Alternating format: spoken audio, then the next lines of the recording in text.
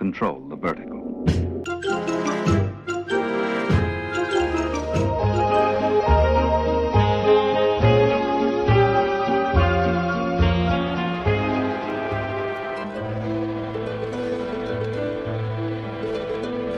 Welcome to Anthologic, the TV anthology podcast. I am your host, Mark. Anthologic is a podcast dedicated to exploring the good, the bad, and the odd of horror, science fiction, and the best of mystery suspense anthology shows and series on TV.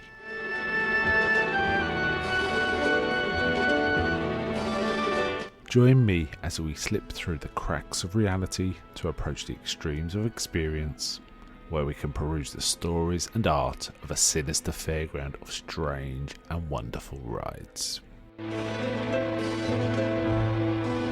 And now we go on to the show that is the focus of this particular episode.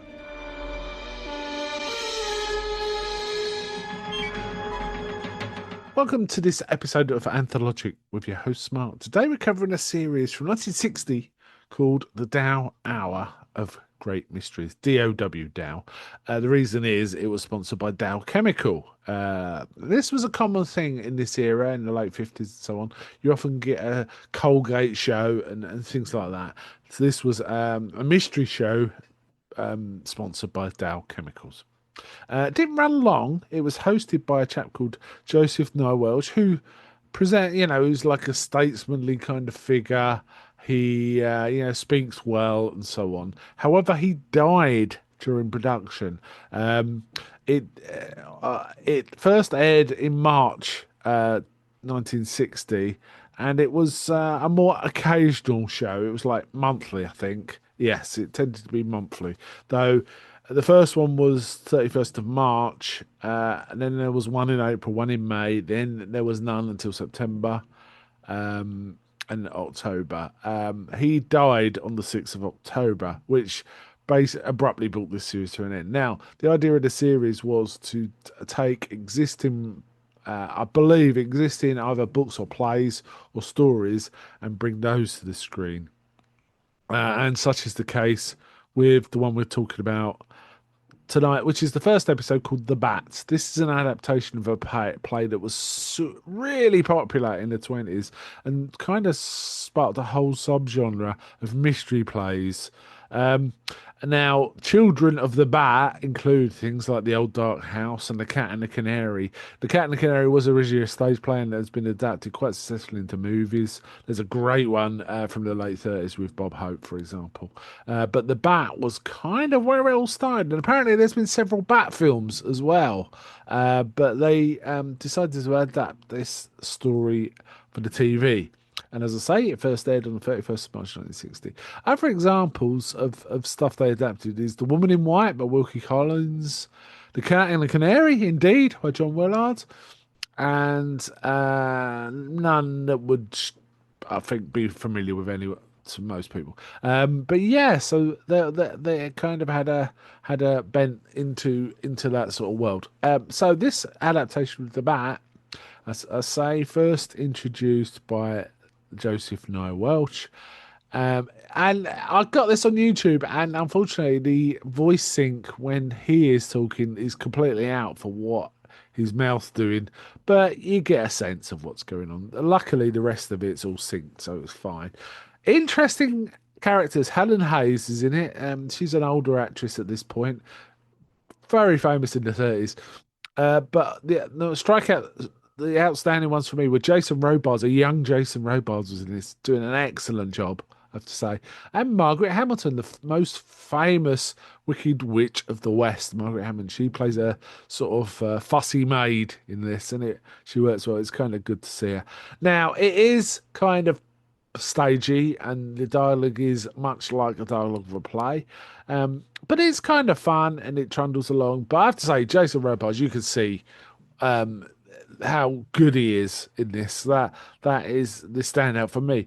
And there's some other interesting casting of more famous actors when they were younger throughout the series. For example, episode 2 is a story called The Burning Court, but that's got George C. Scott. Let's have a look. The Cat and the Canary's got Telly Savalas, the young Telly Savalas. How about that? And another one, The End of the Flying Dragon, which was a Sheridan Le Fanu story, had Farley Granger, which is probably not a very famous name now. Barry Morse. I'm really not sure if these are famous people anymore, but for me they kind of are. But Barry Morse, and there's another one called The Great Impersonation, which has Eva Gabor.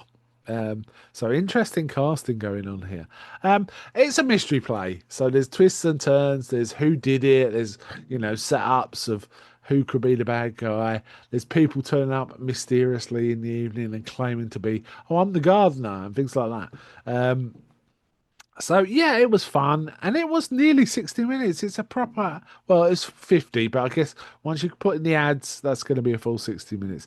And I thought it was okay. I mean, it's very dated, 1960s, very dated.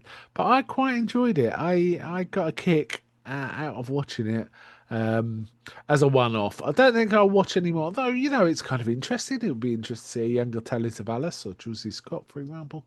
And as I say, Jason Robards really engaged. You could see he was going to go on to much better things. And he was excellent in this. In many ways, he reminded me of a young Raymond Massey, who, had appeared in various mystery movies in the 30s as well, and 40s. But yes, this was a solid piece of work, and I enjoyed it. I haven't really got much for it. It's black and white. The quality of it on YouTube is quite poor, so you have to kind of work through that. And it is incredibly stagey. It's almost like they just filmed a play. They obviously had to cut it down to an hour because I assume the play would have been more like 90 minutes, so they've edited suitably. But I quite like Alan Hayes in this as well, and the cast was mostly good. So a solid piece of work. A bit of an aside, really, and not one particularly remembered as an anthology series. But yeah, it didn't last long, and I'm unfortunate lost its host early. But yeah, I kind of enjoyed it for what it was. Okay, I think I will wind out there. But before I go, may I ask, is anybody out there?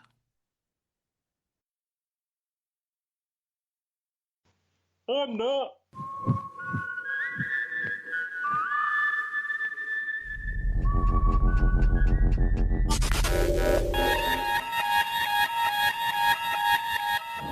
We now return control of your television set to you until next week at this same time, when the control voice will take you to